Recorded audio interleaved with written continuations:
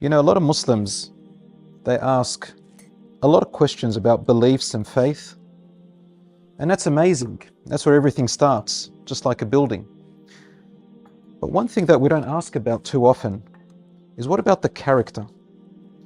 Because when you read the entire Quran, you find that in the Quran, no matter what belief is stated or whatever act of worship is stated, we find that Allah subhanahu wa ta'ala, He connects it to some kind of character development in ourselves.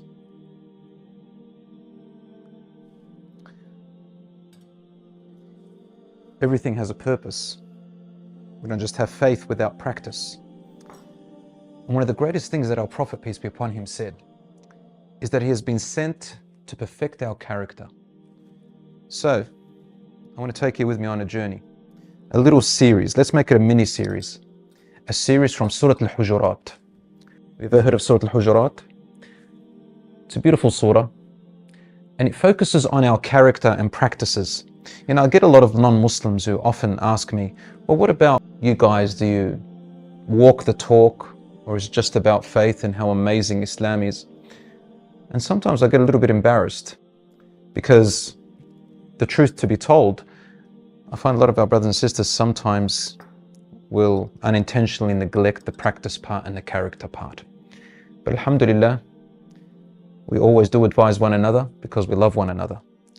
So the surah that I want to take you on a journey with me with is Surah Al-Hujurat, the verses from 6 onwards. And you'll find about 8 different characteristics that Allah subhanahu wa ta'ala talks about. The first one that I want to go with you today is verse number 6. Let's do it.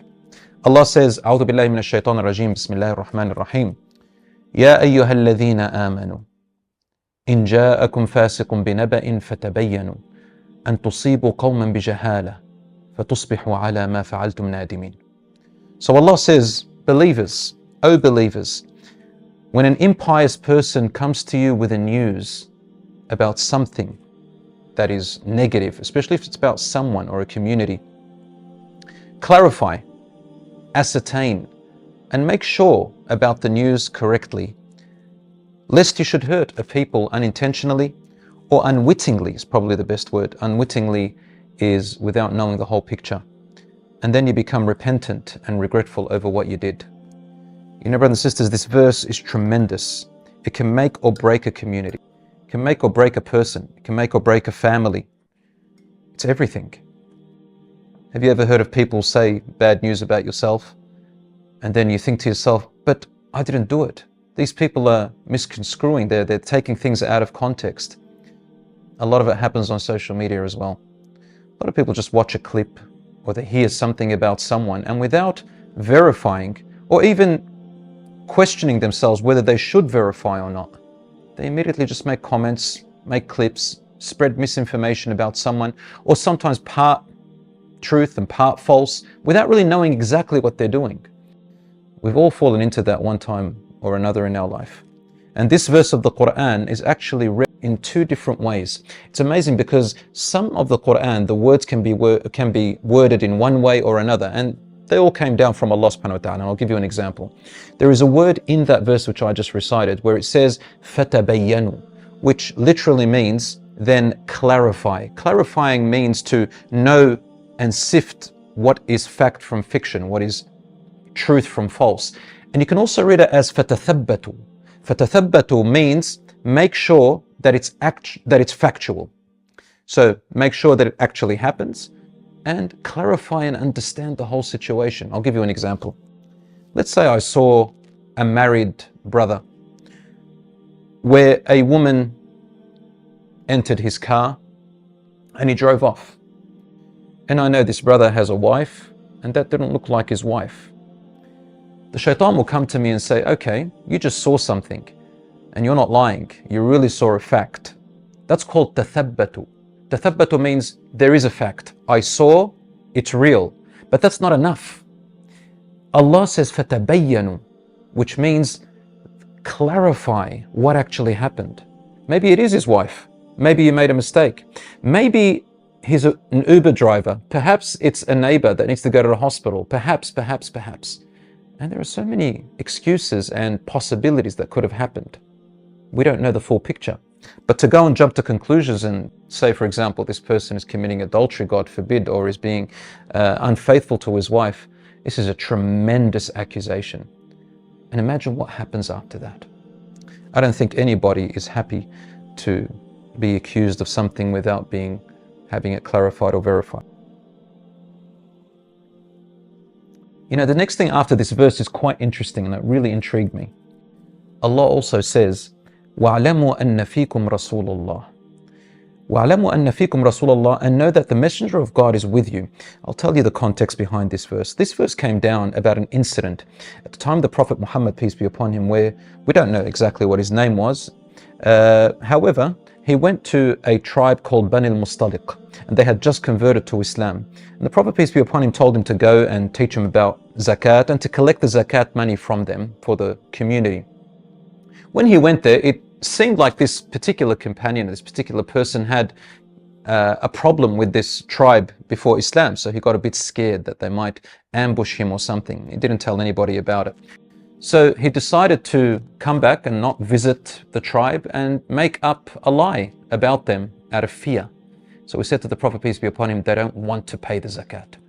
The Prophet, peace be upon him, took that information, and what happened is, before he acted upon it, a group of other Muslims rounded themselves around the Prophet ﷺ and started to give an emotional account, saying, yeah, this man, he's telling the truth, and imagine if it's the truth, and imagine if we don't go and take action. And they started to fuel the Prophet ﷺ with emotions. And I think we can all relate to that. And even though he's the messenger of Allah, he believes his companions, and some of them, they abstained. So before the Prophet, peace be upon him, took action, Allah subhanahu wa ta'ala sent down this verse and said, and know that among you is the messenger of Allah. If he were to obey you, he says, in يُطِيعُكُمْ فِي كَثِيرٍ مِنَ الْأَمْرِ, if he were to obey you in all the matters that you present to him, you would have fallen into terrible catastrophe. Sometimes we approach really good people, imams, sheikhs, and we tell them a story about someone, some clip that we saw online about another imam, let's say, or a da'i, or just a random person. And we may fuel our sheikhs, our imams, let's say even in our own household, you come up to your own father or mother and say something about your brother and sister, maybe you have something in for them, or maybe there's jealousy, or maybe sometimes the shaitan may give us some other ideas about them, maybe there's revenge, and we may get emotional about it, and sometimes we may say the things that we don't really want to say, causing our father or mother who is loving to assume the wrong thing, and then we make them afraid and they take action, and after that we regret it. Has it ever happened to you? Well, it happened with the time of the Prophet ﷺ. Then Allah subhanahu wa ta'ala told him, verify and clarify before you take action. The tribe then came to him and they told him that this is not true, a messenger of Allah.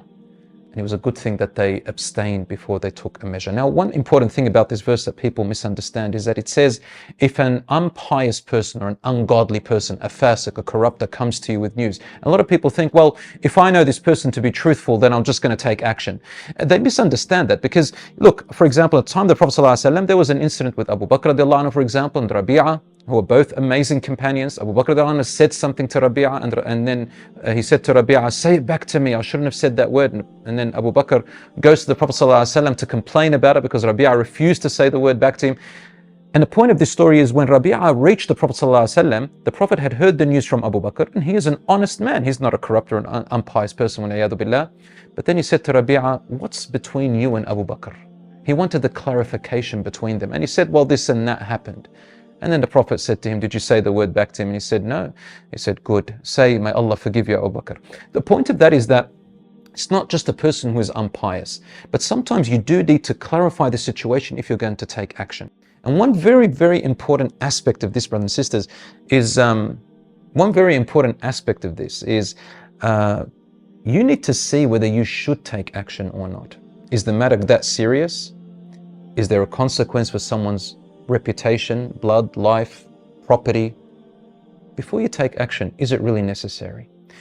One very important thing that I find good brothers and good sisters do, especially if they really want to please Allah, is to defend Islam and to defend the reputation of Islam. So sometimes they might unintentionally or even intentionally with the wrong intentions, maybe some of them hold a bit of a group mentality or a cult mentality, and then attack people based on a word or a statement or a video clip that someone shared with them, and they don't have the full context. They don't know what happened before, what happened after, but they see something that's really concerning. So what happens? They go and tell their shaykh or their imam a story, they fuel him with emotions, the imam or shaykh gives them the right answer, but that's based on what they've told them, you see.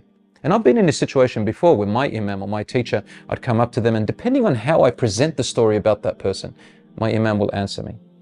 You know, a great companion, I don't want to misquote him, so I'm just going to quote it over here and read it. Shaykh al-Islam Ibn Taymiyyah. He talks about this aspect and he says, and it is not the right of anyone to make takfir, for example. You know, some people, they say, oh, that means they're a kuffar, that means they're people of bid'ah, they're innovators, they are deviant, and all these names that get called up. So he says, and it is not the right of anyone to make takfir on any Muslim, even if he had erred, until the argument of truth has been clarified and explained to him first. Then he says, whoever is known to be a Muslim with certainty, then it, meaning his Islam, cannot be removed from him by merely assumption and speculation. And it says, in fact, his Islam cannot be removed from him except after the truth has been shown to him in clarity, and any doubt and confusion is removed. This is from his Majmu' al-Fatawa. I've got it at home and on my bookshelf, and it says, chapter 12, number 466. This is Ibn Taymiyyah, one of the greatest scholars of all time, says, I'm not going to judge a person no matter what I see of them until I've sat with them. This is tremendous character and advice from Allah subhanahu wa ta'ala and His scholars. Because if you love for your brother what you love for yourself, then it means you love your deen and you love your Islam and you want things to be better. Not just to call out people for something that they did ambiguously and without verifying it. But of course, if some people are like that, we do have to call them out. But be very, very careful. My beloved brothers and sisters, Prophet ﷺ was sent to perfect our character, and he had the best character and conduct. In Surah Hujurat, Allah subhanahu wa ta'ala talks about the character and conduct and our practices in our life. So recite Surah Hujurat and understand its meaning and apply its meaning in your life. And my brothers and sisters, remember, don't spy others. Don't have suspicion on others. Leave the things that don't bother you. One of the good character and conduct of a believer is that he leaves what doesn't bother him.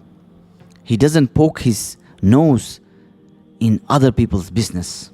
So stay away from the things that don't bother you, and don't judge people out of your suspicion, out of doubt, out of ambiguity. Better clarify the facts and don't lie. Lying is not appreciated in Islam. In Islam, it is appreciated to say the truth, to talk the truth, to be a truthful person, to be an honest person is one of the best character and conduct. And remember, don't destroy the reputation of others. And don't destroy your own reputation, because your reputation is a big thing. So try to preserve it, protect it with your life. And don't call people with derogatory remarks. Don't call a Muslim kafir. If you don't like something he is doing, don't just start calling him kafir. And never ever harm other people because of your suspicion. Don't spread rumor against others, and don't hurt the feelings of others. Turn towards Allah, make tawbah, seek istighfar, and if you have harmed others, then ask them to forgive you and try to respect others and honor others. And you'll see Allah subhanahu wa ta'ala will increase your respect and honor in the eyes of people.